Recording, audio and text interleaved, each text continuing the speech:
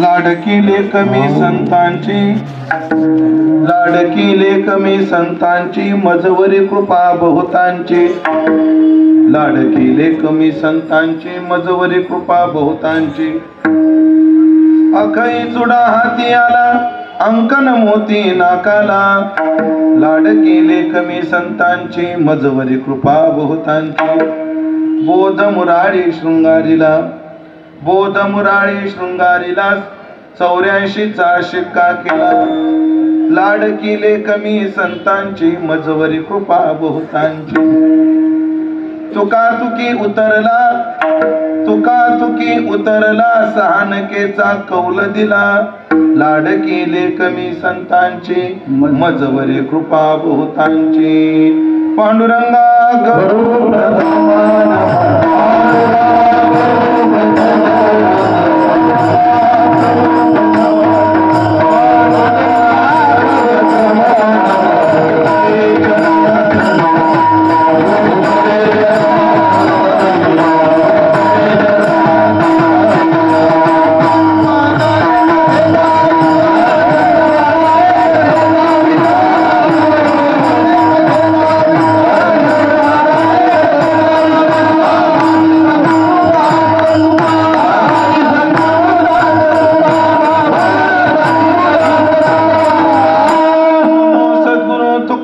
ज्ञान दीपा, नमो सद्गुरु सच्चिदानंद रूपा, नमो सद्गुरु भक्त कल्याण मूर्ती, नमो सद्गुरु भास्करा पूर्ण कीर्ती, सेवे लागी सेवक झालो, तुमच्या लागलो निज चरणा, अहो स्वामी तुकया देवा, यावरी न करावा अव्हेर, संपाद्य ज्ञानंच विदाय भक्तिं विलोकितो येन समाधी राजा, वैराग्ययुक्तं सुविचारवन्तं नमामि जोगं शिरसा भवन्तं। जयांचे केलिया स्मरण होय सकळ विद्यांचे अधिकरण, तेच वंदू श्री चरण श्री गुरूंचे ते नमस्कारोनी आता। लाडकी लेकमी संतांची मजवरी कृपा बहुतांची, लाडकी लेखमी संतांची मजवरी कृपा बहुतांची। सेवेकरता निवडलेला अभंग संत श्रेष्ठ जगद्गुरु श्री तुकाराम महाराज यांचा चार चरणाचा अत्यंत गोड सुंदर असा अभंग असून सर्वांच्या परिचयाचा अभंग असून या अभंगातून जगद्गुरु श्री तुकोबार आपलं जीवन जे कृपांकित आहे, कृपान्वित आहे, याचं कारण काय आहे या अभंगातून सांगतात। विठाला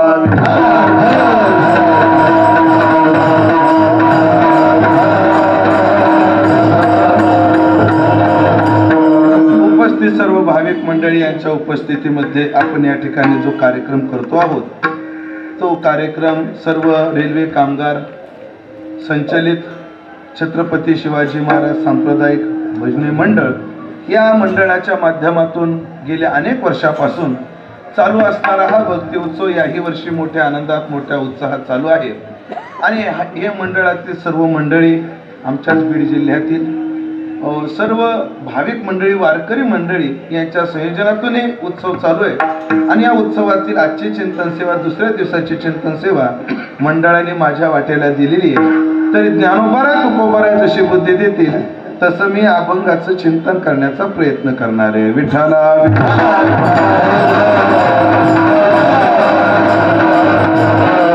आज आपण चिंतनामध्ये जो अभंग निवडलेला आहे तो तुकाराम महाराजांचा आहे। या अभंगातून महाराजांनी आपलं जीवन जे पूर्ण कृपांकित आहे, कृपेनं परिपूर्ण झालेलं आहे, त्याचं कारण या अभंगात महाराजांनी सांगितलेलं आहे। या अभंगातली भाषा जरा गमतीशीर आहे। एकतर जगद्गुरु तुकोबाराय पुरुष असून स्वतःला लेख म्हणून घेतात, हा पहिलाच चिंतनाचा विषय आहे। जगद्गुरु तुकोबाराय स्वतः पूर्ण पुरुष आहे आणि पुरुष असून सुद्धा स्वतःला कन्या का म्हणून घेतात, मुलगी का म्हणून घेतात, हा पहिला प्रश्न आहे।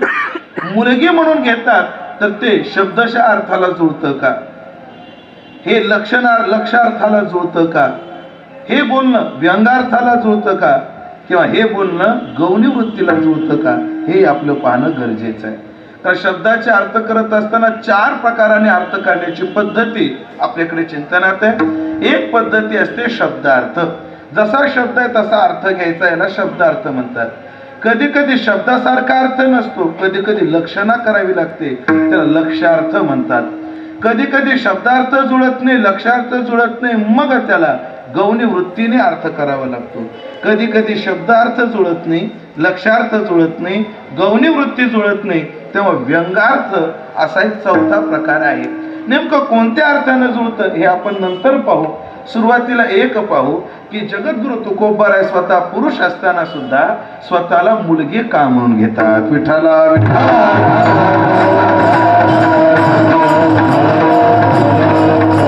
मला वाटतं आधी आपण तुकाराम महाराज स्वतःला मुलगी का म्हणून घेतात याचं चिंतन करू आणि मग कोणाची मुलगी म्हणून घेतात हे विचार करून अभंगात प्रवेश करू। विठ्ठला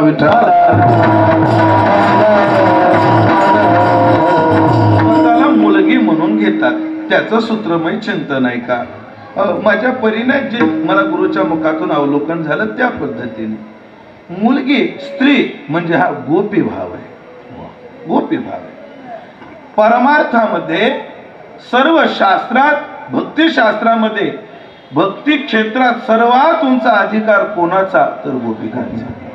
तुम्हाला प्रमाण सांगून दे, सुरुवात करू शास्त्रापासून, श्रीमद भागवतापासून।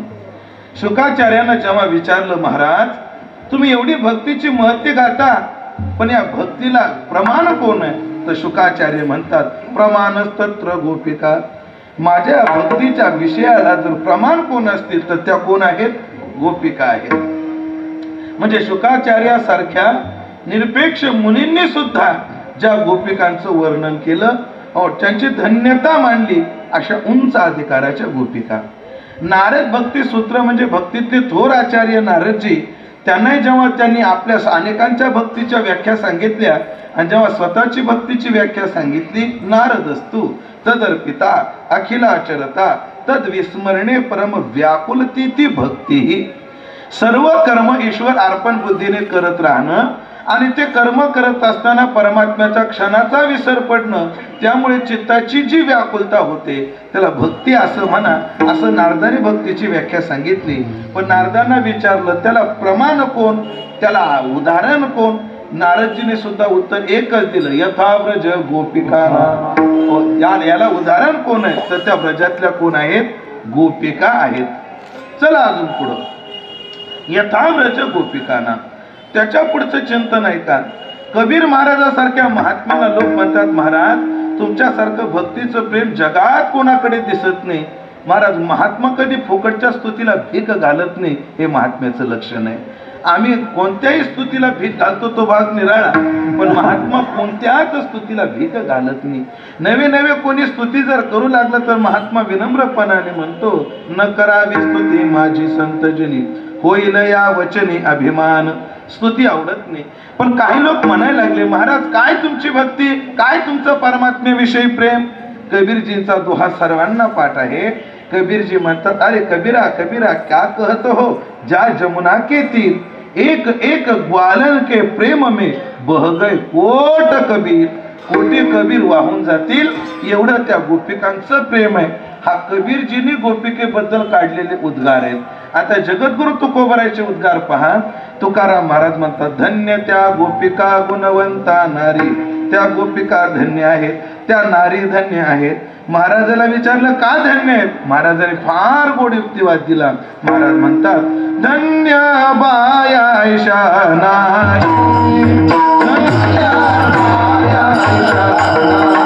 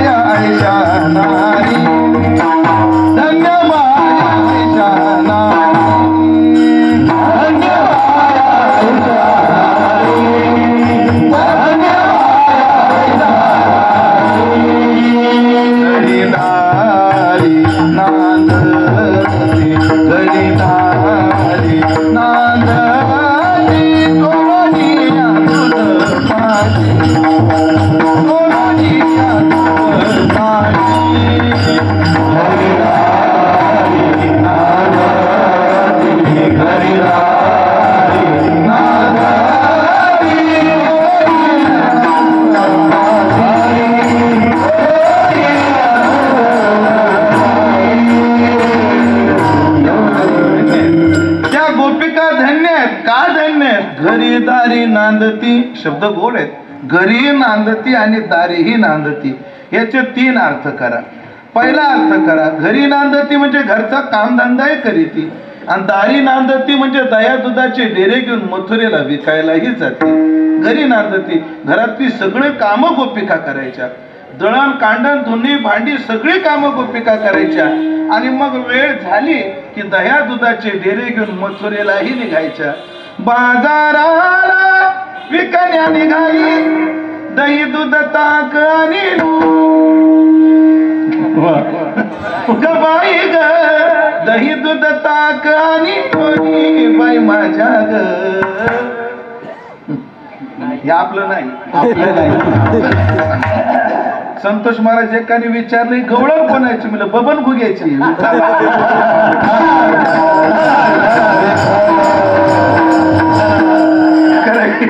गवळण कोणाची, तर बबन घुग्याची, आपली नाही. दया दुधाचे डेरे घेऊन मथुरेच्या बाजारालाही जातात. म्हणजे घरी दारी नांदती पहिला अर्थ करा. दुसरा अर्थ करा, घरी नांदती म्हणजे स्वरूपावर अधिष्ठित आहेत. दारी नांदती म्हणजे कल्पित द्वैताचा अंगीकार करून भक्तीचा व्यवहारही करतायत. आणि तिसरा अर्थ करा, घरी नांदती म्हणजे प्रवृत्तीही सांभाळतायत आणि दारी नांदती म्हणजे निवृत्तीही सांभाळतात. म्हणून त्या गोपिका धन्य आहेत, त्या बाया धन्य आहेत. मला का धन्य आहेत त्याचा पुढे विचार करायचा आहे. पण भक्ती शास्त्रामध्ये गोपिकांची धन्यता मांडलेली. गोपीमध्ये गोपी भाव हा जो शब्द ना, गोपी भाव हा शब्द घ्या. हा गोपी भाव परमार्थातला प्रसाद आहे. परमार्थाचा काय आहे? प्रसाद आहे. परमार्थ करून काय मिळत असतं? परमार्थ करून जे मिळत असतं त्या फलिताचं नाव आहे गोपी भाव.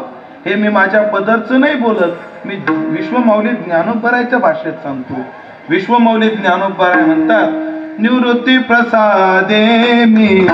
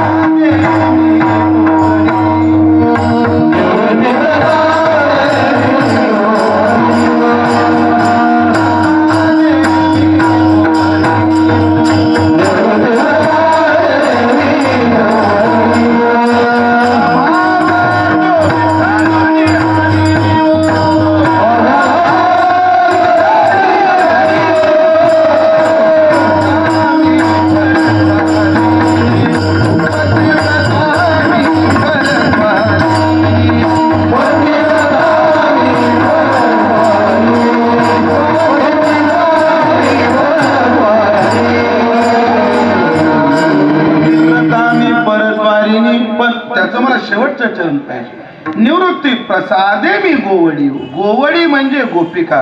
गोवळा म्हणजे गाई वळणारा गोपाळ, पण गोवडी म्हणजे गोपिका. माझ्या जीवनात जो गोपी भाव आला तो सहजासहजी नाही आला. हा निवृत्तीनाथांचा प्रसाद. म्हणून गोपी भाव परमार्थाचा प्रसाद. म्हणून जीवनामध्ये परमात्मा ज्याला मिळवायचा आहे ना, त्याला पुरुष होऊन नाही मिळवता यायचं, त्याला गोपीच व्हावं लागेल. परमात्मा जेवढा गोपिकांकरता लालायित आहे तेवढा गोपाळांकरता नाही, हे ध्यानात ठेवा. सांगण्याचं तात्पर्य, परमार्थामध्ये जेवढी यशस्वी स्त्री होते तेवढा पुरुष नाही होत, हे ध्यानात ठेवा. का होत नाही त्याची कारण सांगतो. परमार्थामध्ये लागणाऱ्या गोष्टी गोपिकांच्या स्त्रीच्या हृदयात सहज असतात, ज्या पुरुषांना प्रयत्नाने मिळवाव्या लागतात. पहिली गोष्ट आहे का, परमार्थात लागतं समर्पण. स्त्रीकडे स्वाभाविक समर्पण आहे. ज्या दिवशी तिचं लग्न होतं त्या दिवशी बाप सांगतो, बाई तुला यांच्या घरी दिलं. ती स्वतःच्या बापाचं नाव बदलते, म्हणजे बापाच्या जागेवर पतीचं नाव लावते, आडनाव बदलते. नवे नवे त्याच्या घरच्याला जर पटलं नाही तर स्वतःचं नाव बदलते, स्वतःच्या सवयी बदलते. आतापर्यंत बालपणापासून ज्या गावात राहिली ते गाव सोडते, ज्या घरात राहिली ते घर सोडते. एवढ्या सहजासहजी स्वतःचं समर्पण करते. समर्पण सहज आहे. गोपिका स्त्रीच्या अंतःकरणामध्ये परमार्थात जी लागते ना शिस्त, ती स्त्रियांकडे साहजिक आहे. म्हणून पहा, कीर्तन झाल्यावर महाराज मंडळीच्या काय काय ठिकाणी पाया पडतात. पाया पडत असताना पुरुषांचं वेगळं स्त्रियांचं वेगळं. 100 जरी स्त्रिया असल्या तर गडबड करणार नाही, काही नाही, एका पाठीमागे एक, अगदी शिस्ती. पुरुषांचं काम लय खुडं असतं जात. आता मुंबईतलं नाही सांगत, आता मुंबईतली माणसं शिस्ती प्रधान आहे ते सोडून द्या. पण एकदा मी त्या बारामतीकडे कार्यक्रमाला गेलो, कीर्तन झालं, असा खाली बसलो, एक पळत आला माझ्या पायावर पाय घेऊन म्हणतोय महाराज कुठे. माझ्या पायावर पाय घेऊन म्हणतो महाराज कुठे. मी तुझ्या पायाखाली कुठलं. तेव्हापासून मी खाली बसत नाही.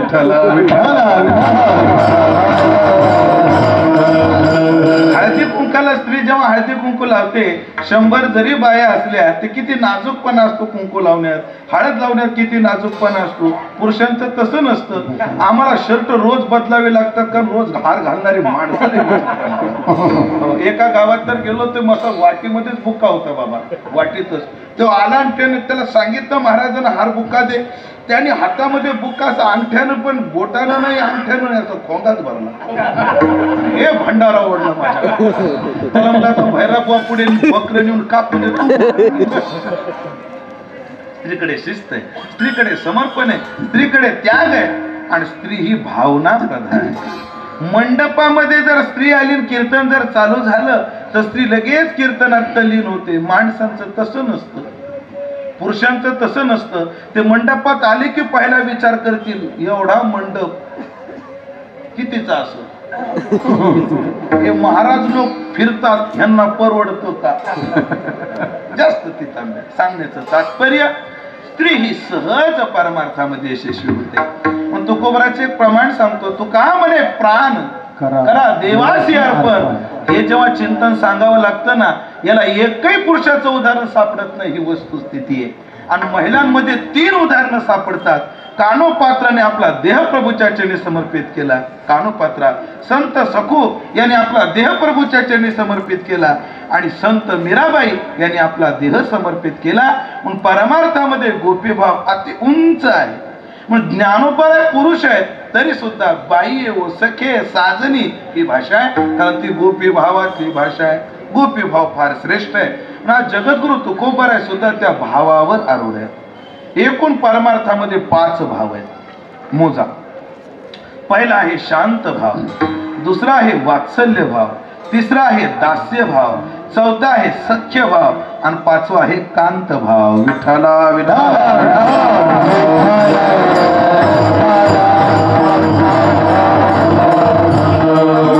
शांत भाव म्हणजे काय. शांत भावाचं चिंतन आपल्याकडे असं आहे, माझ्यातून परमात्म्यात भेदच नाही या भावनेवर येणं, याला शांत भाव म्हणतात.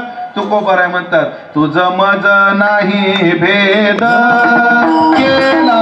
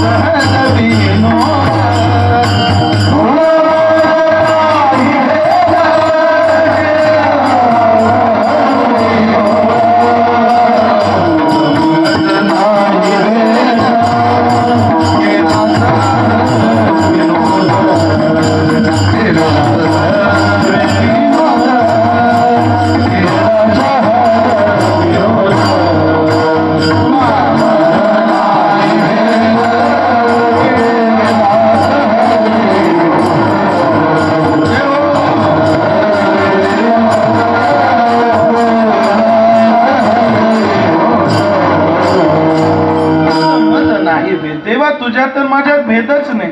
आणि मग केला तो व्यवहार कशा करता, हा विनोद केला म्हणतात महाराज. विनोद हा आहे परमात्म्याच्या ऐक्याला येऊन केलेली भक्ती, हा आहे शांत भाव. दुसरा आहे दास्य भाव, परमात्मा मालक आहे आणि मी त्याचा नौकर आहे या भावनेवर येणं. महाराज तू माझा स्वामी मी तुझा रंग पाहता न दिसे वेगळी तू स्वामी मी सेवक उंच पद नीचे ऐसे करावे कौतुक नको करू खंडना हा आहे दास्य भाव. तिसरा आहे वात्सल्य भाव. वात्सल्य भाव म्हणजे काय? परमात्मा माझा बाप आहे आणि मी त्याचा मुलगा आहे ही भावना ठेवणं. विठ्ठल माय बाप चुलता विठ्ठल भगिनी आणि भ्राता विठ्ठले विन चाड नाही होता तुका म्हणे आता नाही. परमात्म्याला बाप म्हणायचं आपण मुलगा व्हायचं हा आहे वात्सल्य भाव. चौथा आहे सख्य भाव. परमात्मा माझा सखा आहे आणि मी त्याचा सखा आहे या भावनेवर येणं. सख्यपणे अर्जुन आहे सख्य भाव. आणि परमार्थात पाचवा भाव आहे ज्याला कांत भाव म्हणतात. म्हणजे परमात्मा माझा पती आहे आणि मी त्याची बायको आहे या भावनेने राहणं. बाप रखुमा देवी वरू जन्मा वेगळे केले म्हणून भाज झाले बाई हा आहे कांत भाव. परमात्म्याशी हे पाच भावनेने परमार्थामध्ये चिंतन केलं जातं परमार्थ केला जातो. पण ऐका हे पाच संबंध आहेत पाच भाव आहेत पण हे कोणाशी जोडलेले? देवाशी जोडलेले. जीवनामध्ये यशस्वी व्हायचं असेल तर माणसाने संबंध देवाशी किंवा संतांशी जोडावे. जगातल्या माणसाशी संबंध जोडून काही फायदा होत नाही काही होत नाही. याला उदाहरण एक आहे जो स्वतः सुखी पूर्ण नाही जो स्वतः दुःखी आहे तो दुसऱ्याला काय सुखी बनवे. आणि जगातला प्रत्येक जीव प्रत्येक घटक हा दुःखी आहे. पुढचं अजून एक सूत्र सांगतो. जीवानं देवाशी आणि संतांशी संबंध का जोडावा त्याचं दुसरं कारण. जगातल्या माणसाशी जीवानं जर संबंध जोडले तर जीव सगळं देतो पण आपलं देण्याची ताकद जीवाकडे नाही. आणि आपलं सर्वस्व देण्याची ताकद फक्त संतात आणि परमात्म्यात आहे. पहा तुम्ही जगातला माणूस जीव किती उदार झाला किती मोठा झाला आणि किती उदार झाला आपलं कोणी देत नाही. मी याला उदाहरण कायम सांगत असतो. तेच उदाहरण आज वेगळ्या भाषेत सांगतो. काल परवा मला भेटण्याकरता नरेंद्र मोदी आले होते. तुम्हाला माहित नाही? पेपरला नाही वाचलं तुम्ही? एक पेपरवाले माझ्या बातम्याच देत नाहीत मला पाहावं लागलं. नरेंद्र मोदी आल्यानंतर मला विचारलं उमेश महाराज जय हरी. म्हणजे जय हरी. वा वा तुमचं सामाजिक कार्य पाहून मला फार आनंद झाला. मला काय म्हणता साहेब मला तुम्हाला काहीतरी द्यायची इच्छा आहे. तुम्हाला एखादी शॉल देऊ का? मी माझ्याकडे गठ्ठा पडलाय पांघराय पुरत नाही तो भाग दे रा. आमच्याकडे शॉलीचा शेत मारा त्या पांघरायला पुरत नाही. त्या जुन्नर तालुक्यात एका गावात सहज मी म्हणलो काय लोक शॉली देतात पांघरायला पुरत नाही. त्या माणसाने रगच पांघरली माझ्या. तुम्ही तसंच केलं पाहिजे असा काय अर्थ नाही त्याचा. पांघरायला पुरत नसले म्हणून काय झालं शॉलीचा गठ्ठा आहे म्हणलं साहेब महाराज एखादी गाडी घेऊन देऊ का? म्हणजे नको गाडी नको. आताच वर्षापूर्वी घेतली चांगली 13-14 लाखाची गाडी महाराज तुम्हाला एखादा बंगला बांधून देऊ का? नाही बाबा बंगलाही नको. एक मठ बांधून देऊ का? नाही बाबा गुरुच्याच मठात आयुष्य काढायचं नवीन मठ बांधायचंच नाही ठरवलेलं. मग महाराज तुम्हाला देऊ काय? म्हणजे साहेब माझ्या सगळ्या इच्छा पूर्ण झाल्या आता एकच इच्छा आहे तुमचं पंतप्रधान पद तेवढं द्या. त्यांनी मला उत्तर दिलं महाराज 2 म्हाताऱ्याच्या तावडीतून सुटून कसं तरी मला भेटलं. सांगण्याचं तात्पर्य जीव किती उदार झाला तर आपलं देण्याची काय नाहीये ताकद नाहीये. पण संत आणि परमात्म्याच्या बाबतीत पहा कृपा कटाक्ष न्याहाळीले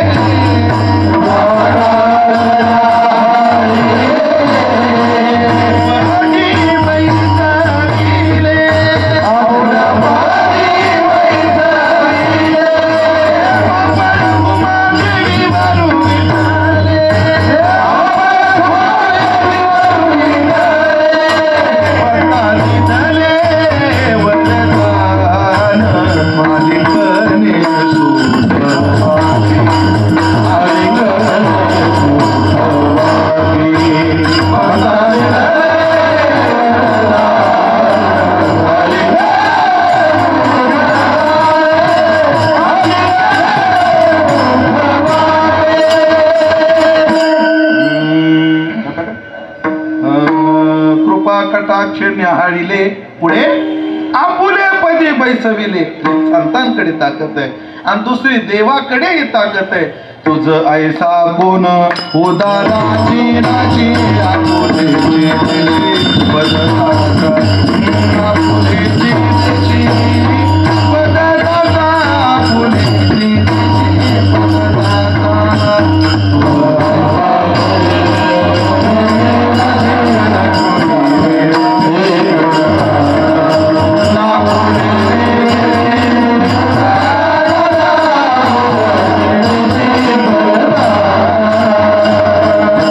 आपुलेची देशी पददासा. हो, आपलं सर्वस्व देण्याची ताकद एक देवात आहे आणि दुसरी संतात आहे. अजून एक प्रमाण म्हणतो तुकोबराय म्हणतात, तुका म्हणे रामे सुख दिले आपुले, आपुले,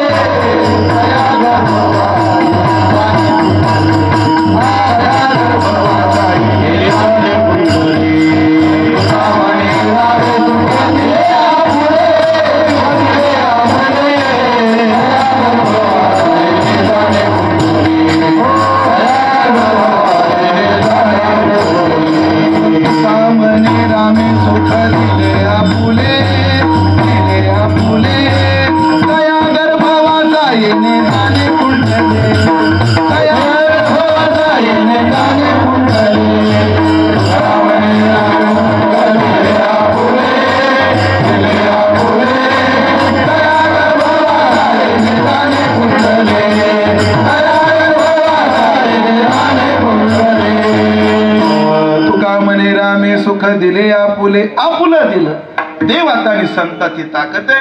पण जीवानं कोणताही संबंध जोडताना या दोघाशी जोडावा, देवाशी जोडावा, संतांशी जोडावा.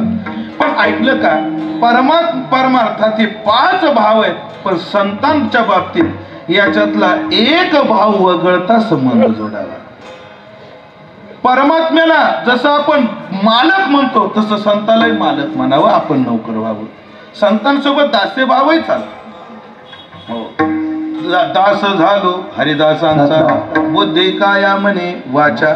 संतांचं दास होता येतं, संतांशी ऐक्य भावालाही येता येत.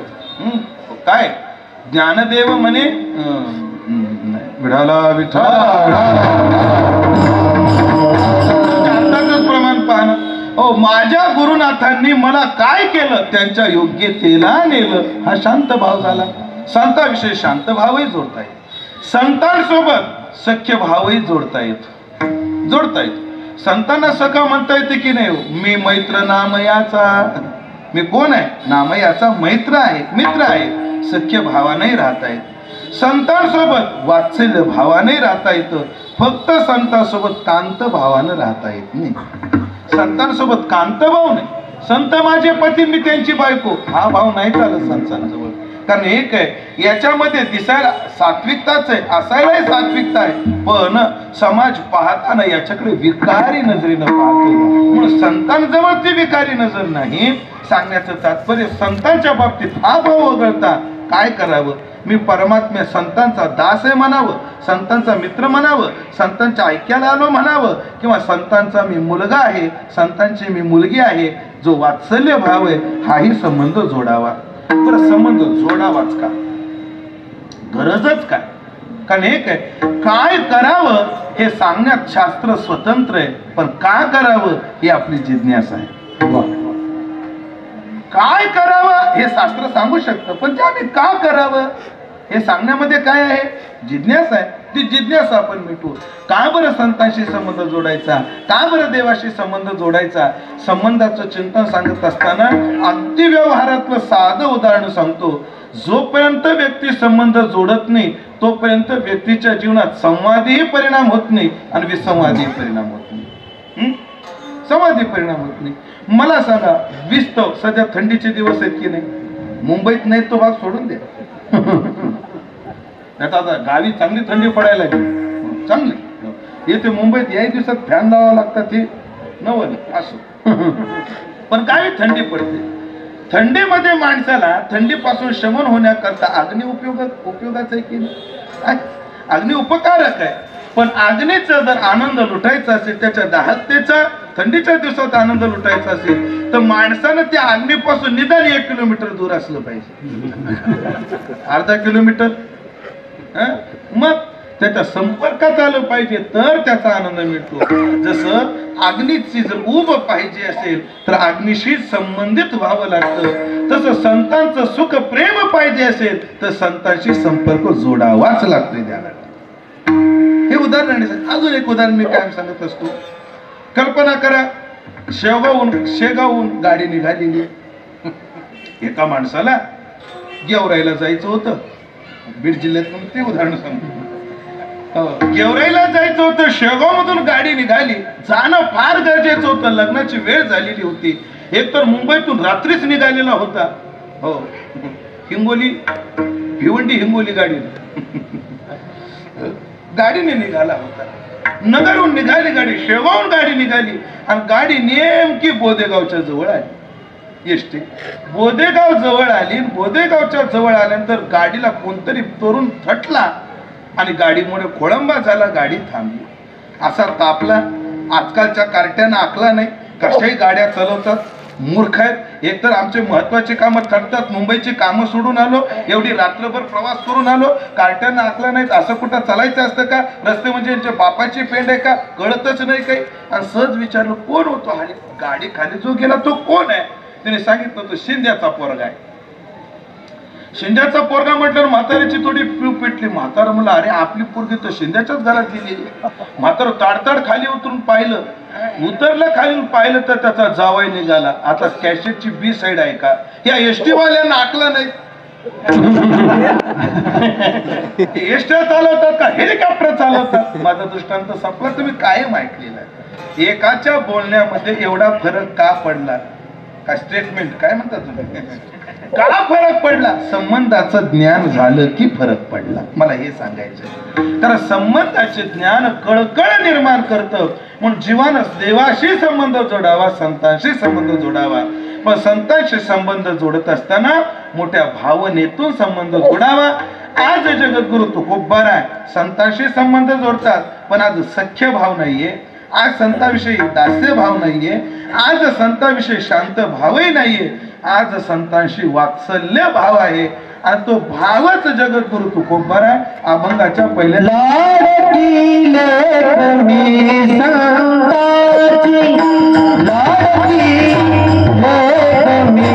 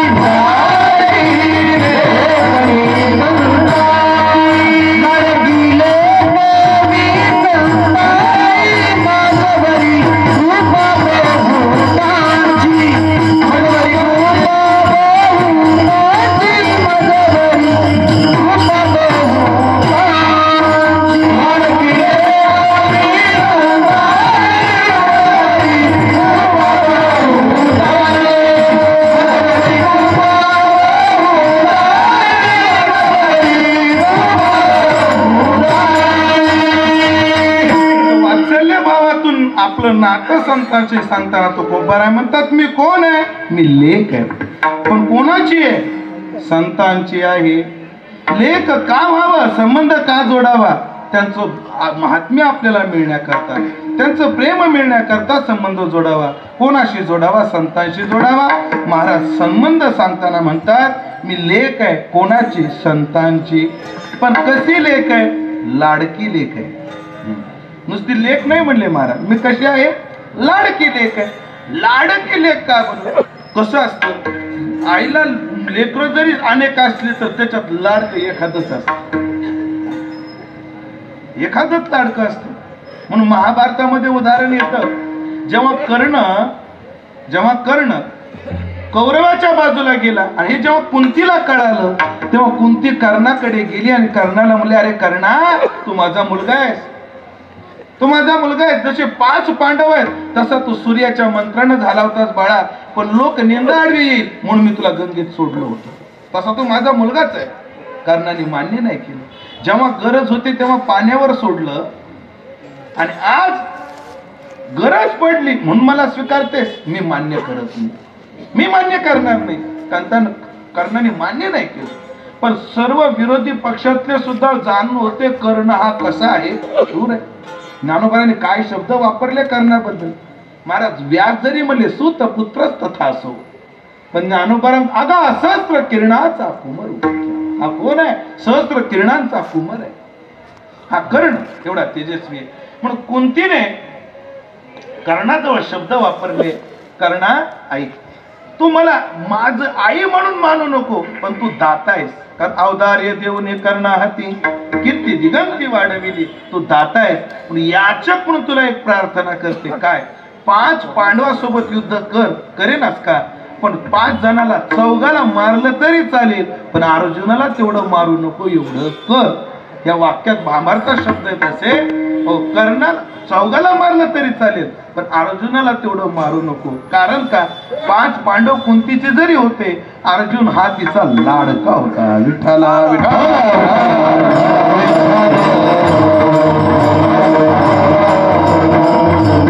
असं लोक म्हणतात बाबा शेंडी फळ लाडकं असतं.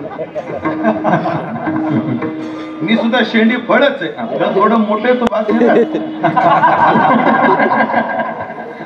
मी आमच्या घरात संतोष महाराज सगळ्यात लहान आहे, पण मला काही तसं जाणवलं नाही लाडाचं. असू द्या, कारण लाड करण्याकरता पुढे बोलणार आहे मी. अनेक जरी असलं तर लाडकं एखादंच असतं. तसं एक बोलू का? तसं संतान देवाचे आपण सर्वच आहोत, पण संत देवाचे काय आहेत? लाडके सगळेच. ममय वंशो जीव लोके जीवभूत सनातन, हे माझेच सगळे. असं जरी असलं तर देवाचे लाडके कोण आहेत? संत आहेत. आणि संतांचं लाडकं होण्याकरता सामान्य गोष्ट नाही. जाऊ द्या, सोपं एक सांगतो तुम्हाला एक युक्तिवाद. माय बापाचा लाड मिळवण्याकरता काय करावं लागतं? हे करावं लागतं, रोज उठून त्यांना शिव्या द्याव्या लागतात. माय बापाचा लाड कधी होतो लेकराचा लाड? त्याचं एक कारण आहे, त्यानं माय बापाच्या मर्जीनुसार वागायचं असतं तर ते लाडकं होतं. संत तुकोबा, जगद्गुरु तुकोबा म्हणतात, मी संतांची लेक आहे पण लाडकी आहे. लाडकी लेक काय? कारण संतांना आवडेल असा माझा व्यवहार आहे म्हणून लाडकी आहे. विठ्ठला विठ्ठला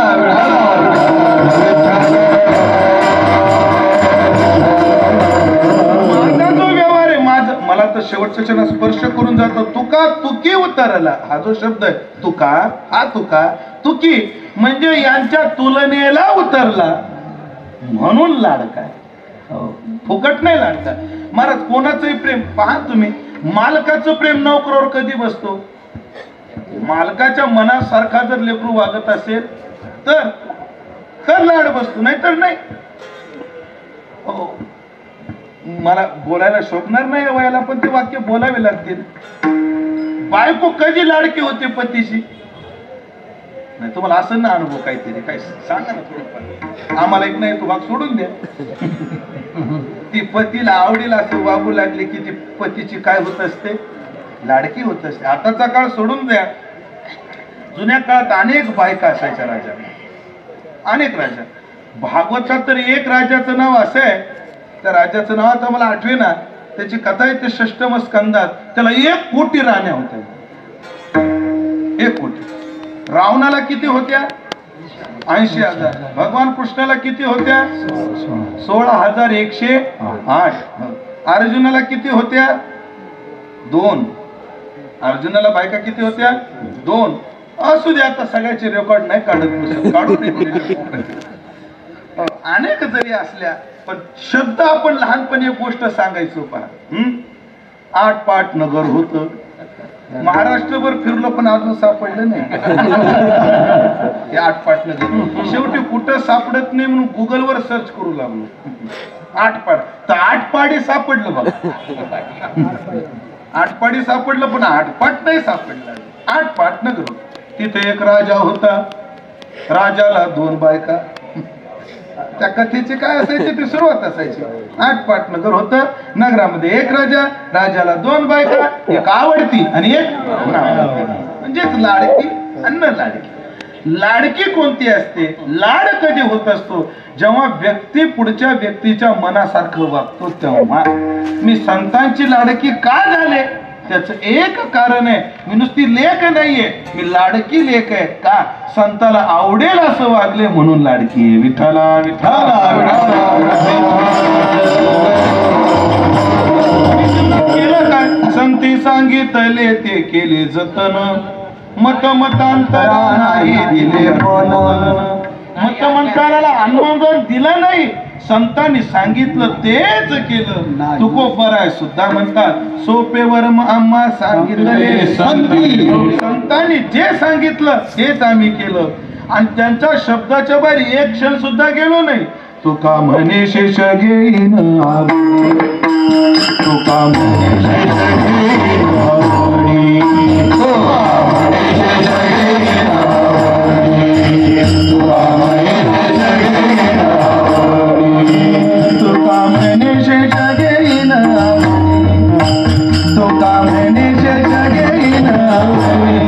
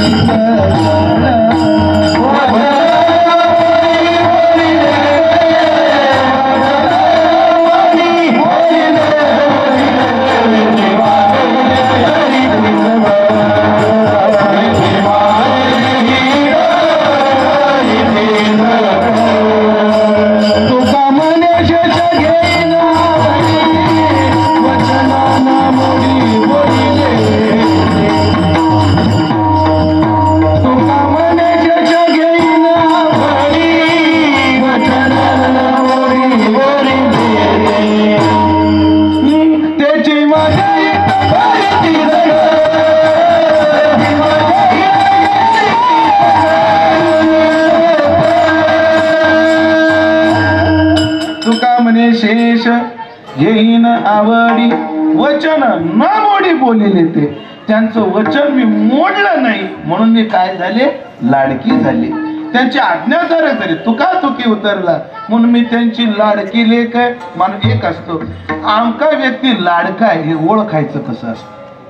हा व्यक्ती लाडका आहे, त्याच्या मनामध्ये जे येईल ती इच्छा जर पूर्ण होत असेल तर तो काय आहे? लाडका आहे. तो लाडका आहे. त्याने सांगितलं, आई मला बॉल पाहिजे, संध्याकाळी बॉल हजर. आई मला बाहुली पाहिजे, मी प्लास्टिकची म्हणतोय. संध्याकाळी बाहुली हजर.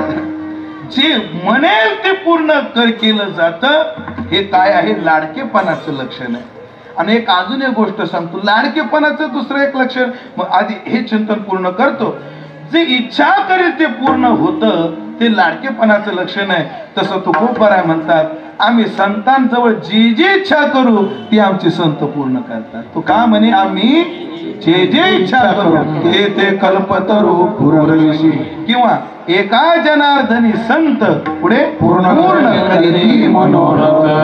पूर्ण मनोरथ करतात. म्हणून महाराज एक सांगू का, संत त्याच्या साधकाची एवढे लाड करतात, कोणती इच्छा होऊ द्या ती पूर्ण करतात.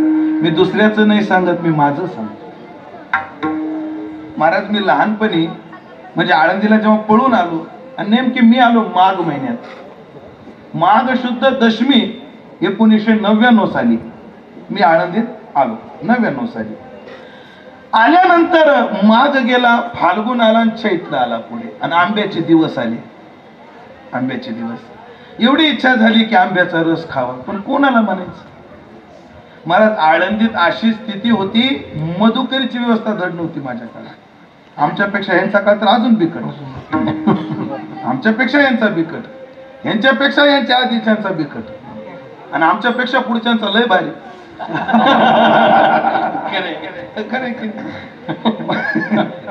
महाराज ऐकलं का, आम्ही जेव्हा आनंदित होतो तेव्हा बाजरीच्या भाकरी 15 दिवसाच्या वाळवलेल्या मी खाल्ल्या, आणि ती महिना महिना, आणि त्याच्यासोबत कालवण नाही, चटणी, त्याच्यावर तेल सुद्धा नाही, अशी मी महिना महिना काढलाय. नारदाच्या गादीवर खोटं बोलणार नाही. ज्ञानोबराची शेजारती झाली, अशी पोटात भूक लागायची, खायला तर काही नाही. आळंदीत माझ्या रूमवर जाताना मामासाहेबाच्या पुतळ्याच्या बाजूला मंडई होती, तर त्या मंडईमध्ये सडलेलं उरलेलं जे भाजीपाला आहे ते उखंड्यावर फेकला जायचं. तर मी स्वतः त्या उखंड्यावरचे चांगले चांगले टमाटे वेचायचे, पाण्यात धुवायचे इंद्रायणीच्या, आणि 5-6 टमाटे खायचे, तेव्हा झोप लागायची. नारदाच्या गादीवर खोटे एक शब्द बोलत नाही, पण संत एवढे लाड पूर्ण करतात. उखंड्यावर पडलेले टमाटे खाल्ले मी, पण संतांनी आज मला टमाट्यासारखं केलं. पूर्ण करी ती मनोरथ, हे सगळ्याच. महाराज मी आठवण सांगत होतो, आंब्याचे दिवस आले आणि आंब्याचा रस खायची इच्छा झाली. कोण आंबरस देणार आपल्याला, आंबे कुठून आणायचे. नेमके त्या वर्षी आंबे महाग होते, घ्यायची कुवत नव्हती.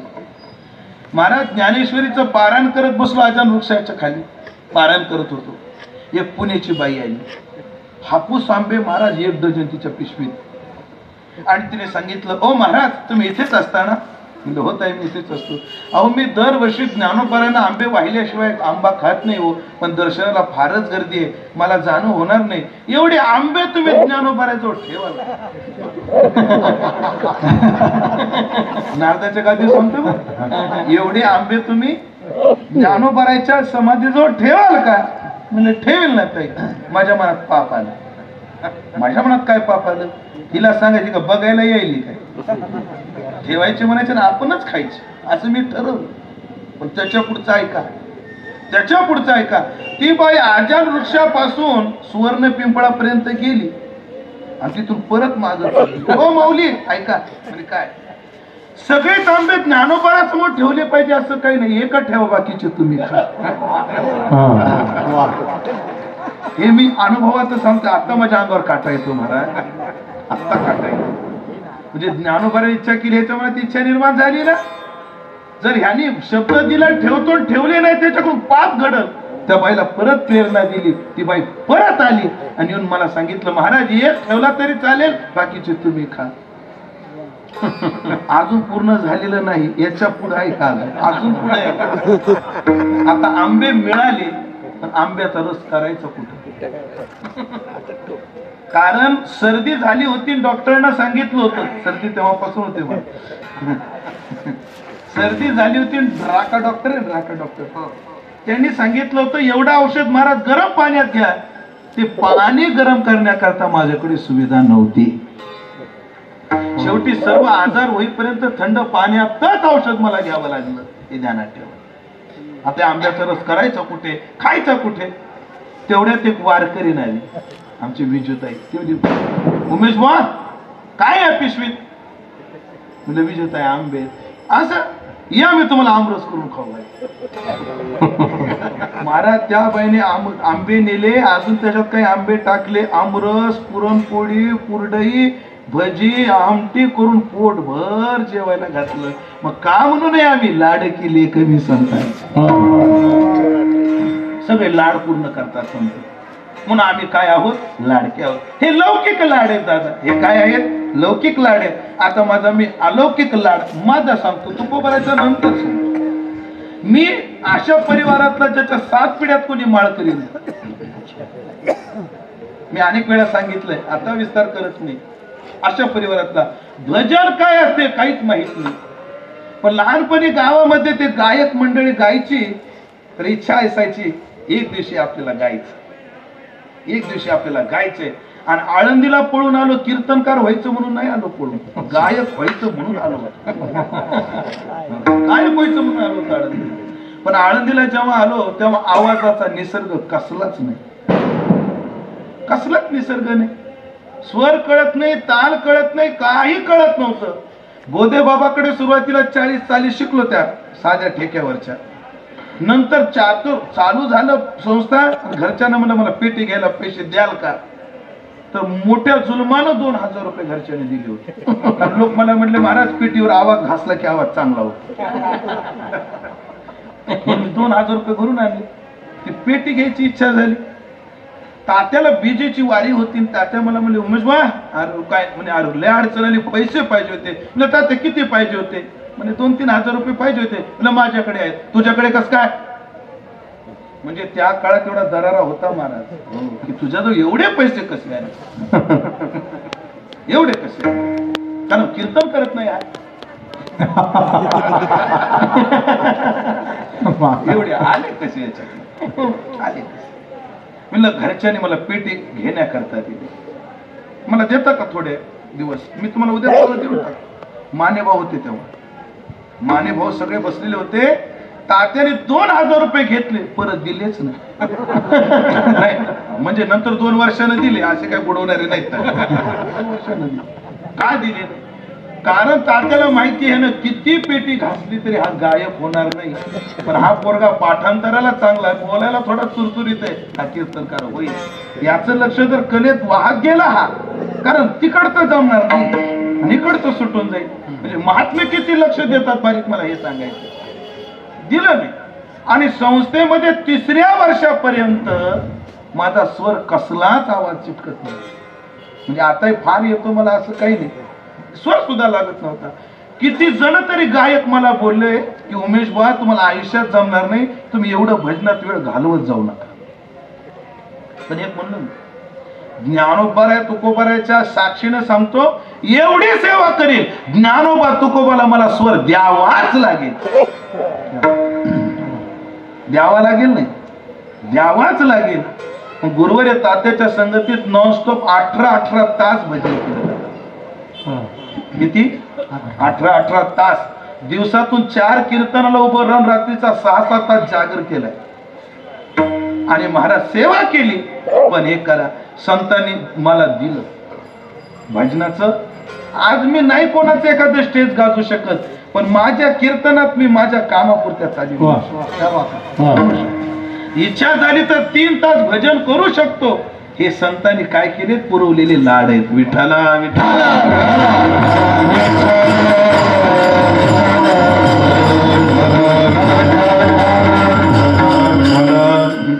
महाराज तुकोबाराय म्हणतात, आम्ही सुद्धा मी लाडकी लेक आहे संतांची. लाडाचं एक लक्षण की त्याच्या सगळ्या इच्छा पूर्ण होतात. आमच्या सगळ्या इच्छा पूर्ण झाल्या. आम्हाला वाटलं आरंभी कीर्तन करी एकादशी कीर्तन जमावं, मग जो वेदाची मती ठेली लागला बोलू, ही योग्यता दिली. आणि लाडकेपणाचं एक लक्षण आहे. बरं संत काय म्हणजे असे आयरे गैरे नाही, मोठे साधू थोर जाणार, साधू थोर जाणार, मोठे संत. आणि जो मोठ्याचा लाडका असतो त्याच्यावर सगळे त्याचे लाड करत असतात. पण गरीबाचं गोंडस पोरग असतं पण त्याला कोणी जवळ करत नाही. पण मोठ्याचं कसं का असं ना, वैद्य बाबा म्हणायचे चिबड्या डोळ्याचं चकणं, शेंबड काळ ढेबरा असतं. पण लोक एकच नंबर रघुशेठचा पोरगा, एकच नंबर रघुशेठचा पोरगा. त्याच्यावर काय असते, सगळेच प्रेम करतात. तुकोबरा आम्ही लाडके आहोत याचं प्रतीक काय, मजवरी कृपा बहुतांची. आम्ही लाडकी लेक आहे. मी का लाडकी लेक, कारण माझ्यावर बहुतांची काय आहे, कृपा. बहुतांची कोणाची कृपा, संतांमुळे माझ्यावर आत्मकृपा आहे, संतांमुळे माझ्यावर शास्त्र कृपा आहे, संतांमुळे माझ्यावर देव कृपा आहे. आणि व्याकरणाच्या नियमामध्ये आपल्या शास्त्रात असं आहे, इथं बहुतांची शब्द बहुवचन वापरला, आपल्याकडे एक वचन, द्विवचन आणि बहुवचन आहे संस्कृत मध्ये. मराठीत तर एक वचन आणि बहुवचन. 3 जरी कृपा झाल्या म्हणजे बहुच केल्यासारखं आहे. म्हणून आपल्याकडे देवाला प्रदक्षिणा निदान किती कराव्या, तीन आधी तीन आहे. तीन म्हणजे काय? ते बहुतेचं प्रतीक आहे. म्हणून संतांची आम्ही लाडकी असल्यामुळे सगळ्यात पहिल्यांदा आमच्यावर आत्मकृपा झाली. संतांच्या संगतीत बसल्यामुळे बैसता संतांचे संगती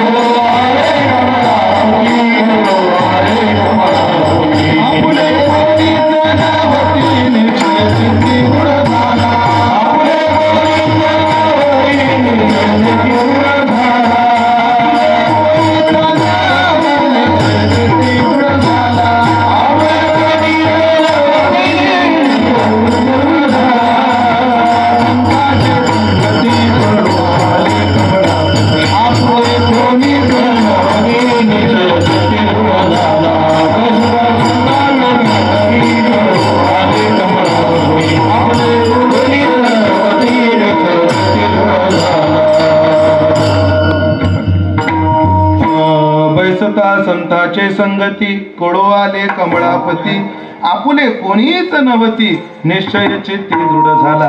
आणि ही चित्त भावना हृदयात निर्माण झाली आणि आमच्यावर सगळ्यात आधी आत्मकृपा झाली. आमचं मन परमार्थामध्ये आलं.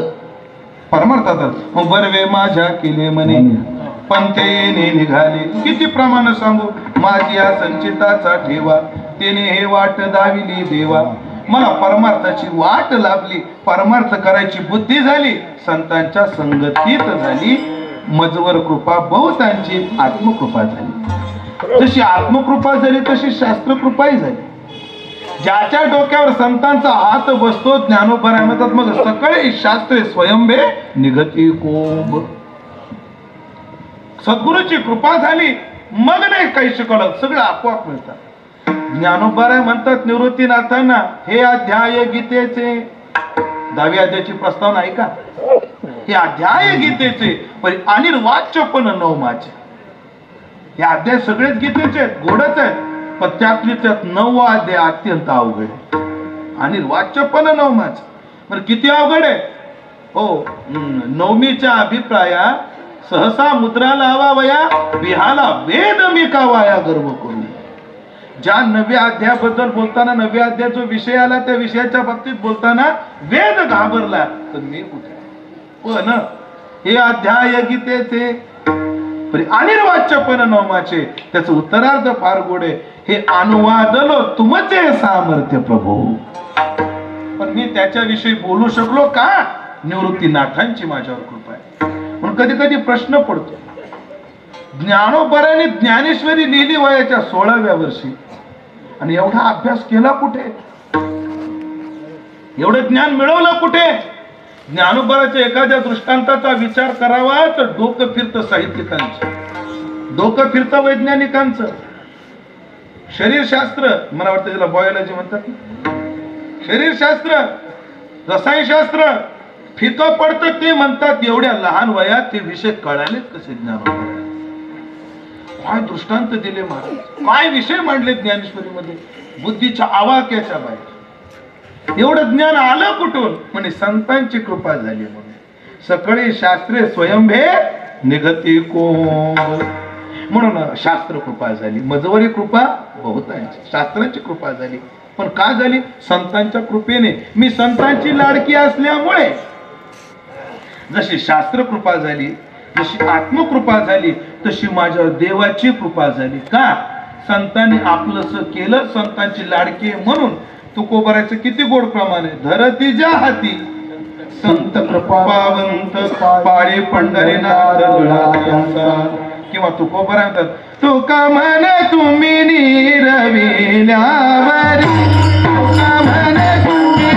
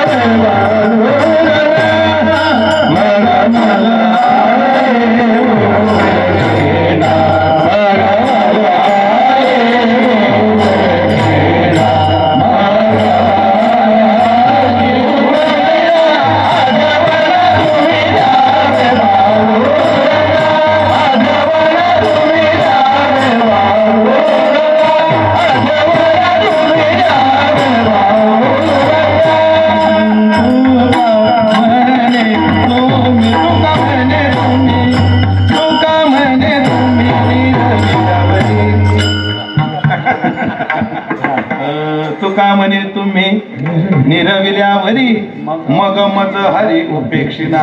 देवा संतांनी एकदा संतांनी आपलंसं केलं की देवही त्याच्यावर कृपा करतो. मजवरी कृपा बहुतांची कृपा. एक सांगू अजून एक प्रमाण. कृपा केली जना हाती. खरं सांगू का, सामान्य माणसं कृपा कशाला म्हणतात आणि महात्मा कशाला कृपा म्हणतो. तुकाराम महाराज म्हणतात लोकांनी निंदा केली देवाची कृपाच आहे. माझी बायको कर्कश भेटली ही कृपाच आहे. दिवाळा निघालं ही सुद्धा कृपाच आहे. हो, दुष्काळ पडला ही सुद्धा काय आहे, कृपाच आहे. लोकांनी निंदा केली ही कृपा कशी काय. बायको भांडणारी ही कृपा कशी काय. तुकोबाराने त्याची उत्तरही गाथ्यात दिली, एका जागी दिली नाही पण चिंतन केल्यावर सापडतात. महाराजाला विचारलं बायको शिव्या देणारी ही कृपा कशी काय. म्हणजे महाराज म्हणतात गोड बोलणारी दिली असती तर भजन सुचलं असतं. महाराजांचे प्रमाण. स्त्री द्यावी गुणवंती तरी तिपे गुणते आशा. या लागी कर्कशा करून ठेवी. माझ्यावर कृपा झाली मजवरी कृपा बहुतांची. संतांनी माझ्यावर संतांची मी लाडकी असल्यामुळे माझ्यावर अनेकांनी कृपा केली. चला पुढे जाऊ लवकर. मगाशी आपण चिंतन एक ओझरत बोलून गेलो की लेख म्हणून घेतात हे शब्दशः जुळतं का. नाही जुळत. तुकोबारायचा देह पहा आणि स्त्रीचा देह पहा, अंतर आहे. हा पुरुष देह शब्दशः अर्थ जुळत नाही. आधी अर्थ करायच्या पद्धती सांगतो. पहिला असतो शब्दार्थ. त्याला उदाहरण दिलं घटमानय घटान म्हणजे गाढवान. इथं काय लक्ष न करायची गरज आहे, काय नाही. कंबुग्रीवान घट विकार असणारा, घट आकारात कंबुग्रीवान मृत्तिका विकार असणारा घट घेऊन यायचं. हे जरा जड झाले शब्द, जाऊ द्या. मातीचं गाडगं घेऊन यायचं सोपं. शास्त्र एकदा शास्त्राच्या लय नादी लागणं चांगलं नसतं. लय डोकं होतं. आता तुम्हाला एक शब्द सांगतो बघा. तुम्ही BST मध्ये बसले आणि एका बाजूला महिला आरक्षित सीट आहे. अर्थ की नाही. महिला आरक्षित, ज्येष्ठ नागरिक आरक्षित, विकलांग आरक्षित. विकलांगांकरिता रेल्वेचा शब्द असं असतं आरक्षित. म्हणून 1-2 विद्यार्थी न्यायशास्त्र शिकणारे निघाले आणि विचार का रे सीट रिकामी ना बसू ना. म्हणजे कसं काय बसू. म्हणजे का ती काय कोणतं सीट आहे. सरळ म्हणाय पाहिजे की नाही हे सीट कोणतं आहे.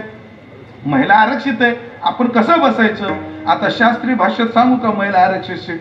ते म्हणे अरे त्या सीटावर मी बसू शकत नाही. का बसू शकत नाही. कारण महिला अभाव रूप अधिकरणता निरूपित अध्येयता महिला अभावात आहे.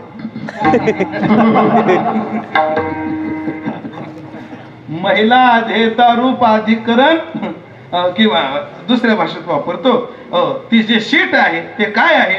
महिला अभाव अध्येयता निरूपित अधिकरणता त्या शीटावर असल्यामुळे मी बसू शकत नाही.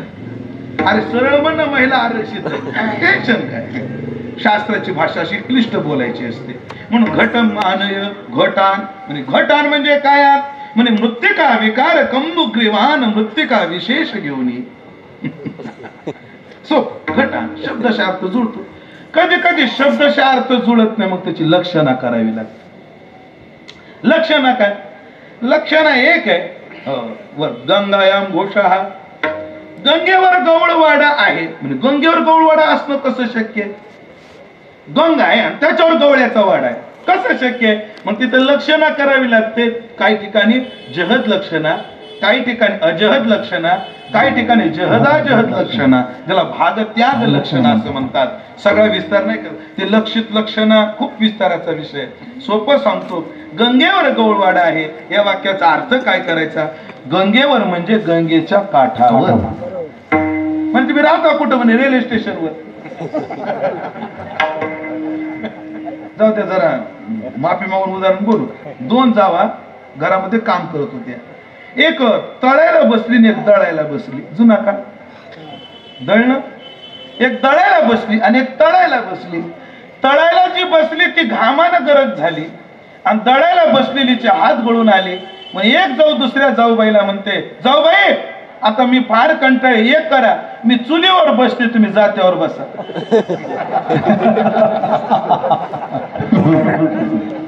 आता समजून घ्या, ह्याला काय म्हणायचं? लक्षार्थ. कधी कधी शब्दार्थ, कधी कधी लक्षार्थ. तिसरा अर्थ गौणी अर्थ.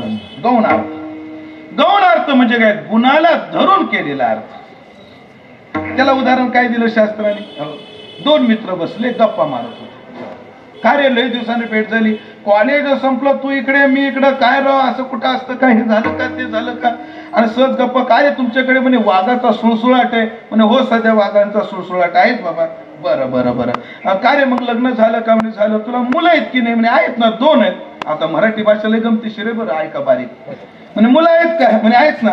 म्हणे किती आहेत? 2 आहेत. म्हणे एक पहिलीला आहे, एक दुसरीला आहे. म्हणजे 2 बायका केल्या.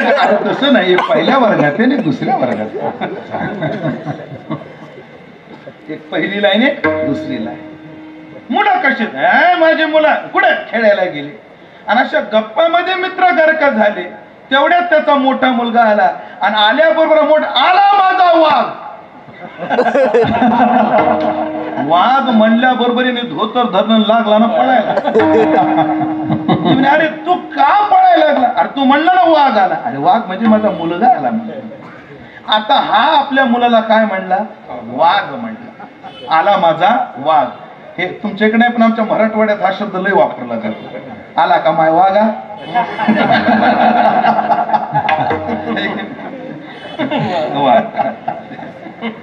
वाघ आला.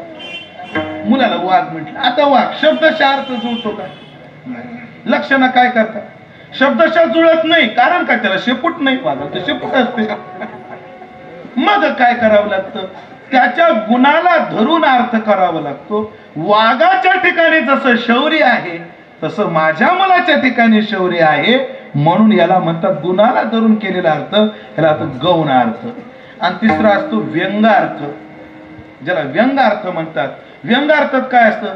शब्दशः बोलणं जुळत नाही, लक्षणे नाही जुळत नाही, गुणा नाही जुळत नाही. कारण बोलायचं एक असतं आणि तात्पर्य दुसरंच असतं. पण शास्त्रात सगळी याला उदाहरणं शृंगारिक आहेत. म्हणून मला द्यावंसं वाटे ना का देऊ, माफी मागतो मग देतो. बरं, एक बाई घरात उभी दारात उभी होती. तुम्हाला कळल की न कळल मला माहित नाही, पण उदाहरण मी द्यायला लागलो. एक बाई दारात उभी होती आणि एक माणूस हातामध्ये पुस्तक घेऊन चालला होता. ती म्हणे, ए पुस्तकवाल्या थांब 2 मिनिटं. ह्या बाईला तो माणूस आवडला. हे पुस्तकवाल्या 2 मिनिटं थांब. तू वैद्य आहेस का ज्योतिषी आहेस? ती बाई त्या माणसाला काय म्हणते? ए पुस्तकधारी माणसा, तू 2 मिनिटं थांब. तू वैद्य आहेस का तू ज्योतिषी आहेस? तू जर वैद्य असेल तर माझ्या नवऱ्याच्या आईचे डोळे गेलेत, तिला दिसत नाही, त्याला काहीतरी औषध दे.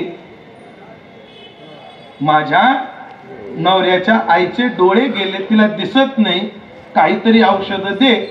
किंवा तू जर ज्योतिषी असाला तर खूप दिवस झालं माझा नवरा घर सोडून गेलाय, तू घरी कधी येईल तेवढं सांग. बोलूच का स्पष्ट थोडं? ही बोलली असं, पण हिचं तात्पर्य एक आहे, नवरा घरी नाही, सासूला दिसत नाही, घरात ये विठाला विठाला.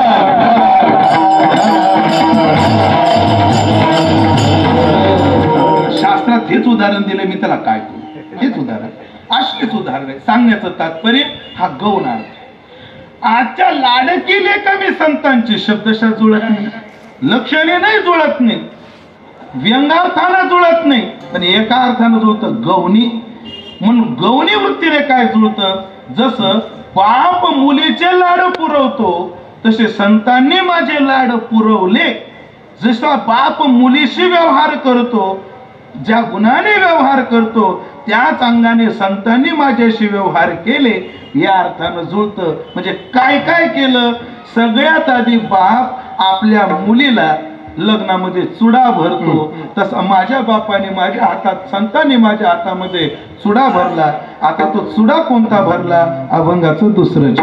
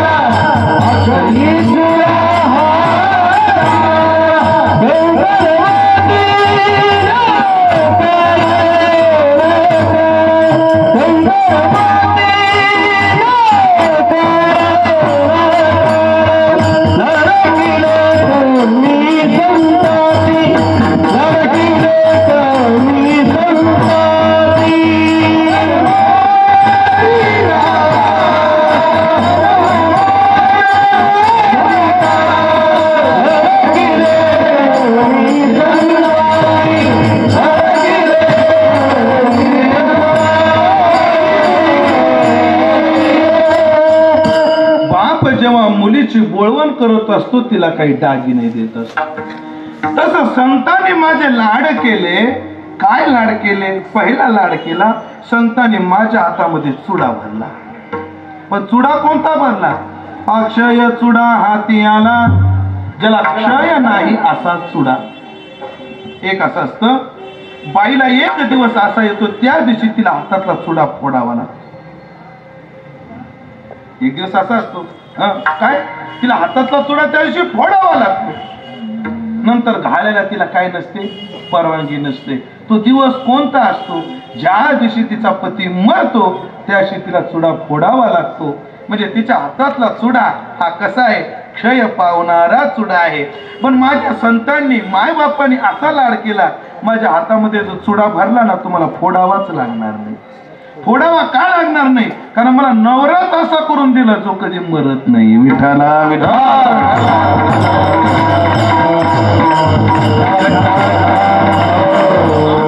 कोण आहे? असा एकच नवरा आहे, परमात्मा, जो न जायते न म्रियते, जो जन्माला येत नाही आणि तो मरतही नाही, असा अक्षय स्वरूप असणारा परमात्मा. अविनाश करे आपुली आईसे, लावी मना पिसे गोविंदाचे. असा अक्षय चुडा माझ्या हाताला आला. आता चुडा कधी फेटणार नाही. म्हणजे मोती घातला नाकात, नाकामध्ये मोती. माझ्या नाकामध्ये नथ घातली, पण ती मोत्याची घातली. आता ही नथ कोणती? अंकन मोती नाकाला. अंकन शब्दाचा अर्थ सर्वांनी गाठ्यात असाच केला. सार्थ चिंतनात मुक्ती नावाचा मोती माझ्या नाकात घातला. मला मुक्ती परत नेलं. मुक्ती म्हणजे काय? जगत हे मिथ्या आहे, माया कार्य जे आहे ते सर्व मिथ्या आहे.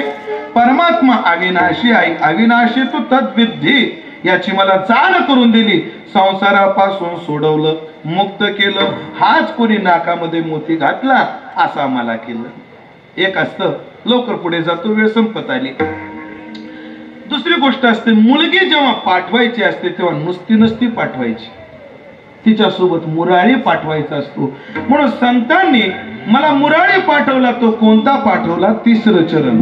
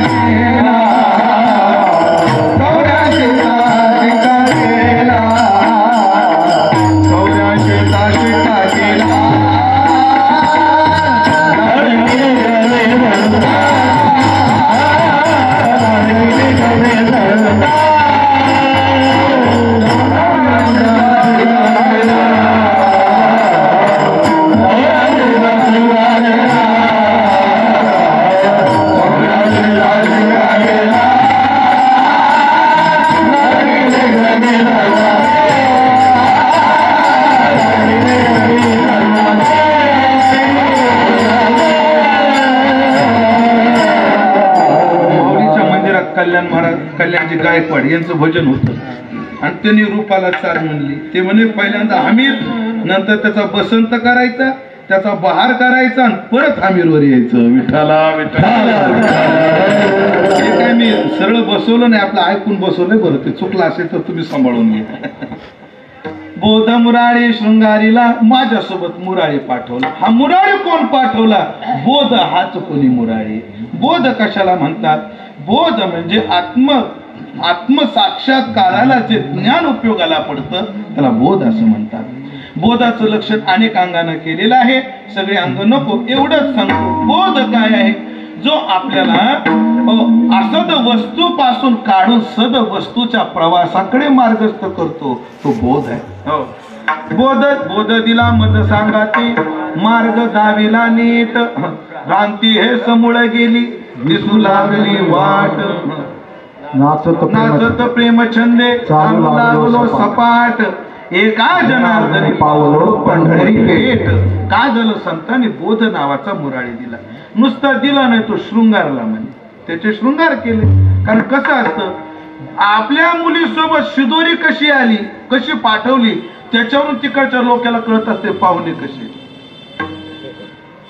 आपली जर प्रतिष्ठा जर त्या पाहुण्याकडे दाखवायची असेल तर कशी दाखवली जाते? सोबत गेलेला मुरारी उगा डांबरळ मेन कापड पाठवू दे मुलीसोबत. तसाच रुबाबदार असावा तो, रुबाबदार असावा. त्याच्या गळ्यामध्ये लॅकेट, हातात अंगठ्या असाव्या आणि त्याच्यासोबत शिदोरी असावी. आता ज्या त्या भागाची पद्धत आहे. आता सातारा भागात त्याला बुती म्हणतात, आपल्या मराठवाड्यात त्याला काय म्हणतात? शिदोरी म्हणतात. मग त्या शिदोरीमध्ये दिलं जातं, लाडू दिले जातात, करंज्या दिल्या जातात. पण माझ्या मायबापांनी, या संतांनी माझ्यासोबत मुरारी पाठवला. कोण? बोध. आणि त्याला शृंगार केले. आता ज्ञानाचे शृंगार कोणते आहेत? महाराज विरक्ती, ज्ञान, शांती, दांती, अभयम, सत्व संशोधित, ज्ञान, योग, व्यवस्थिती, दान, दम, यज्ञ, तप, हे सगळे दैवी संपत्तीचे गुण. ही संपत्ती हाच कोणी शृंगार केला. आणि त्याच्या हातात, माझ्या हातामध्ये अंगठी घातली म्हणे माझ्या बापाने. कोणती अंगठी घातली? 84चा शिक्का केला.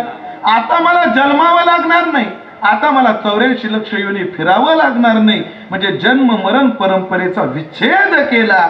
म्हणजेच काय केला? हातामध्ये माझ्या 84ची अंगठी घातली. महाराजांना विचारलं, महाराज तुम्हाला संतांची लाडकी बनलात, तुम्ही लेक बनलात? हो, संतांची लाडकी. पण हा लाड तुमचा झालाच कसा? संतांच्या लाडक्या तुम्ही झाल्याच कशा? आमची इच्छा आहे, आम्हालाही संतांचं लाडकं व्हायचंय. कारण बापाचं लाडकं होऊन पाहिलं, काही फायदा झाला नाही. बायकोचं लाडकं होऊन पाहिलं, काही फायदा झाला नाही. बॉसचं लाडकं होऊन पाहिलं, काही फायदा झाला नाही. आता आम्हाला संतांचं लाडकं व्हायचंय. मग संतांचं लाडकं होण्याकरता तुम्ही काय केलं? महाराज म्हणतात, तू का तो की उतरला, तू का तो की उतरला,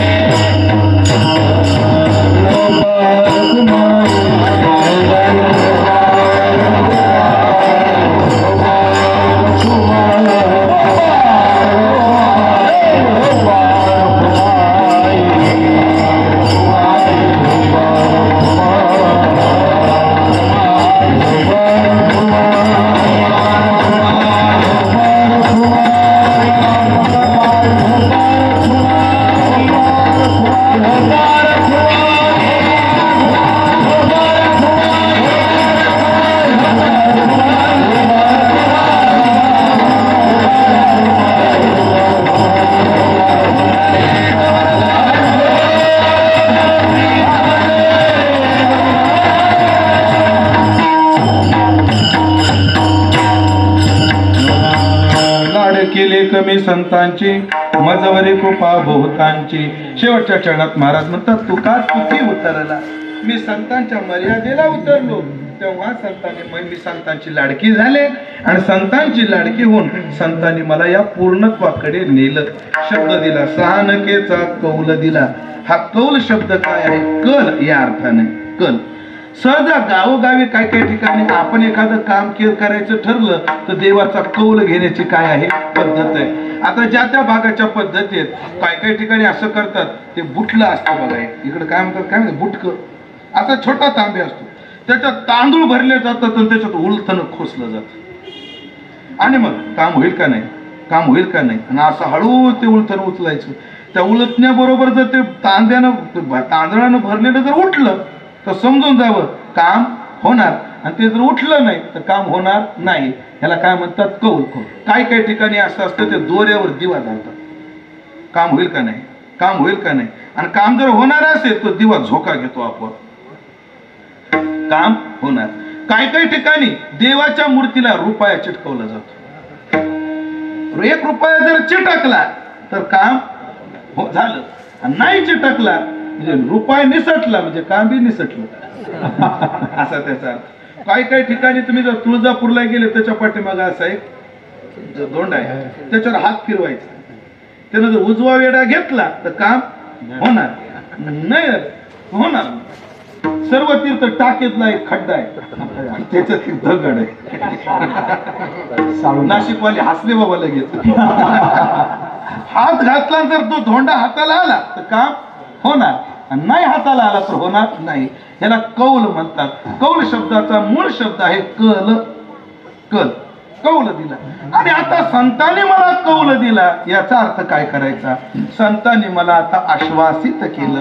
आता सांगितलं, काळजी करू नको तू, का आता तू काळजी करू नको, तू आता आमची कन्या झालेली आहेस, आता तुला देव न्यायला येणार, तुझं सर्व कल्याण होणार.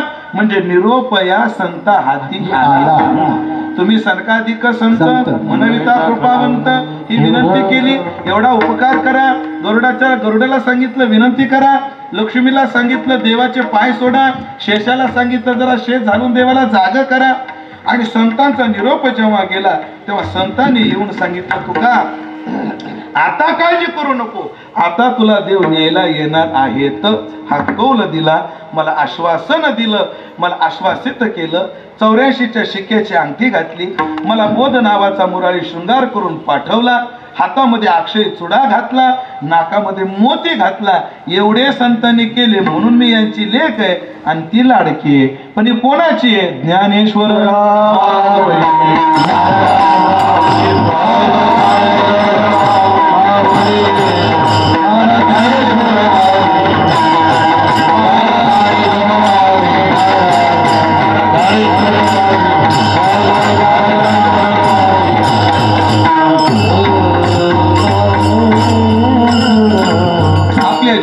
परमार्थाचा प्रवास याच दिशेने व्हावा आणि संतांचे लाडके बनून संतांनी आपला लाड पूर्ण करावा अशी अपेक्षा आपण प्रभूचरणी करू आणि सेवेला पूर्ण विराम देऊ. उपस्थित सर्व भाविक मंडळी, जे सर्व आपल्या बीड जिल्ह्यातील ज्या भक्ती परंपरा आहेत, मग नारायणगड असेल, गोरक्षनाथ महाराज गड असेल, या गडाच्या अंतर्गत साधना करणारी मंडळी किंवा या ठिकाणी कर्मभूमी ही जन्मभूमी तिकडची कर्मभूमी ही इथे कर्मभूमीच्या ठिकाणी आपला परमार्थ ज्या मंडळीने चालू केला आणि या कार्यक्रमाला नावारूपाला आणलं आणि ज्यांच्या या नावारूपाला ज्यांनी आणलं त्या सर्व भजनी मंडळाचे आभार मानतो. माझ्याकडे चिंतन सेवा दिली असे आभार मानतो. काय झालं खरं सांगतो, आज कीर्तनाला येण्याची शक्यता नव्हती. त्याचं कारण आहे, आमची अशी पद्धत असते, एक तारीख घ्यायची आणि त्याला जोडून तारखा घ्यायच्या. म्हणजे काय, प्रवासाला बरं, तुम्हालाही त्रास नाही ना आम्हालाही त्रास नाही ही पद्धत. पण ह्याला जोडून काय मिळत लागला नाही. आणि परवा दिवशी कीर्तन झालं कारंजा लाड विदर्भात. काल रात्री कीर्तन केलं अकोला. हे अकोले नाही, अकोला यायचं 600 किलोमीटर. सकाळी काल औरंगाबादला. एवढा उलटसुलट प्रवास होतो. पण रेल्वेनं यावं आराम करून तर तेही प्रवासात काही जुळे ना. पण असं वाटू लागलं मंडळाला विनंती करू की आपण काय करा, काय जमेल का. पण मी म्हणलो नको, हे तर कल्याणमध्ये आपलं नाव डॅमेज झालं. सहसा आम्ही काही अपरिहार्य कारण असल्याशिवाय कीर्तन बुडवत नाही.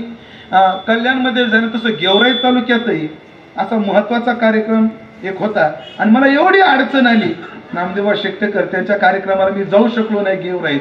तिथंही आपलं नाव डॅमेज झालं. मी म्हणलं इथं नाही आलो तर पुन्हा बोबाटा व्हायचा, त्याच्यापेक्षा आपला काय त्रास होईल ते हो, पण सेवेला यायचं. म्हणजे एवढा प्रवास करून आलो. जशी वेडी वाकडी सेवा करता आली तसा करण्याचा प्रयत्न केला. अजून तुमचा निरोप घेऊन पुढच्या प्रवासाला लागायचंय. फक्त एवढंच करतो, एवढेच संत चरणाच्या जवळ मागणी करतो की संतांनी आमचे लाड पुरवावे आणि संतांनी आमचा लाड करावा. अशी भजनाची सेवा, अशी परमार्थिक साधना देवाने आमच्याकडून करून घ्यावी अशी प्रार्थना करून सेवेला पूर्णविराम. उपस्थित सर्व भाविक सज्जन, गायक, वादक, कीर्तनकार, प्रवचनकार, महाराज मंडळी सर्वांविषयी विनम्र भाव व्यक्त करतो. माझ्या वाणीला पूर्णविराम देतो. आमचे मृदंगाचार्य महाराज, गायनाच्या क्षेत्रात ज्यांचे फार मोठे मोठे नाव आहेत अशी गायक वादक मंडळी येथे उपस्थित आहेत. सर्वांविषयी विनम्र भाव व्यक्त करतो आणि माझ्या वाणीला पूर्णविराम देतो. एकदा सर्वांनी हाताने टाळी, मुखाने तुकोबरायचं, नामचिंतन करायचं. चिंतन सेवा समाप्त. मी कीर्तन अगदी वेळेमध्ये सोडलेलं आहे. घड्याळीत अजून 8ला 5 मिनिटं, 11ला 5 मिनिटं कमी आहेत. ह्याच्यात जरी 11 वाजत असले तरी अजून 11ला 5 मिनिटं कमी आहेत. म्हणून छोटीशी चाल होईल, सूचना होतील, त्या झाल्याशिवाय कोणीही उठायचं नाही. ती घड्याळ चालू आहे पण थोडी चालू आहे. कार्यकर्त्यांनी 5 मिनिटं पुढे लावून ठेवली म्हणजे घड्याळ चालू आहे का? जे असेल ते. पण मुंबईचं वातावरण आहे, कुठेही कीर्तनाची वेळ सांभाळावी म्हणून वेळेमध्ये संपवलेलं आहे. एकदा सर्वांनी हाताने टाळी वाजवा, मुखाने तुकोबारायचं, नामचिंतन करा. पुढील सर्व कार्यक्रमाची शिस्त सर्वांनी पाळावी अशी विनंती करून या अभंगावर जे काही बोलू शकलो ते माझ्या वारकरी शिक्षण संस्थेतले गुरुवर्य, माझे गुरुवर्य संतवीर बंडातात्या कराडकर त्यांच्या पवित्र पदकमली ही वाङ्मय सेवा समर्पित करून वाणीला पूर्णविराम देतो. तुकाराम तुकाराम.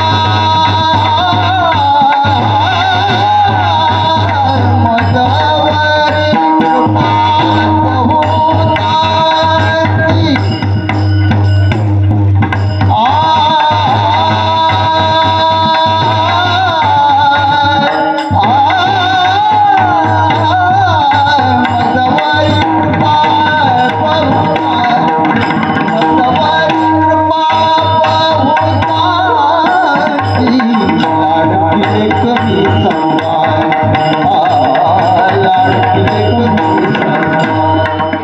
मग वरी